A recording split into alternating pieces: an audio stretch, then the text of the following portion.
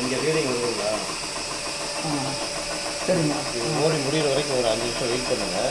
எவ்வளோ வருது ஏற்கனவே நான் பார்த்த இன்ஜெக்டரில் எவ்வளோ வந்திருக்குன்னு உங்களுக்கு காட்டுறேன். இது ஆக்சுவலாக இது வந்து 144 வந்து பிலோ கம்மியாக 144 வந்து இருக்கணுங்கிறான் மிஷினில். ஆனால் எவ்வளோ வேல்யூ வருது பாரு. ஓடுறதுன்னா இப்போ ஃபயர் ஆகாதுண்ணா? ஃபயர் ஆகுது. ஃபயர் ஆகி உள்ளே போய் சென்சாரில் காட்டுதுங்க. ஓஹோ, ஃபயர் வந்து இங்கே நமக்கு ஓப்பன், அங்கே சேலத்தில் இருந்ததுல வந்து ஃபயர் வந்து அந்த ஓப்பனாக காட்டுற மாதிரி இருந்துச்சு. இல்லை இது நீங்கள் கழுத்துல இப்போ அடிக்கும், ரூமே புகை வந்துடும், அப்படியே பயங்கர ப்ரெஷராக இருக்கும். இல்லை அது என்ன செட்டப்பு பெருசாக வச்சுருந்தாங்க. அது சேம்பரில் கொடுத்து இதில் போகிற மாதிரி பண்ணியிருக்கா. இந்த இது இங்கே ரீடிங் வந்துடும்.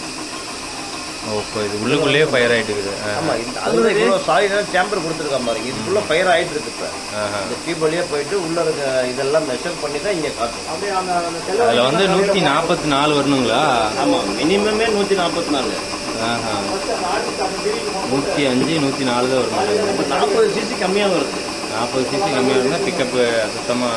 அவன் என்ன கொடுத்துருக்கானா அதில் 3ல் 1 பங்கு இல்லையே.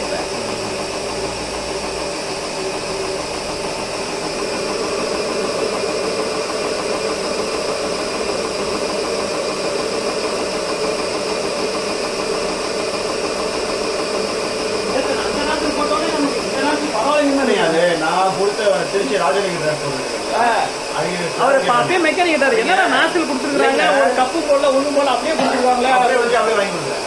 இப்படி கொடுக்க மாட்டாங்களா? எப்படி நம்ம ஸ்பேருக்கு கொடுத்து விடுவோம்னா வண்டியில போயிட்டு அந்த வண்டியில கொடுத்துட்டாங்க அவங்க. இந்த நாசில போட்டு 7வது கீழ போயிட்டு இருந்தது அந்த இடத்துல.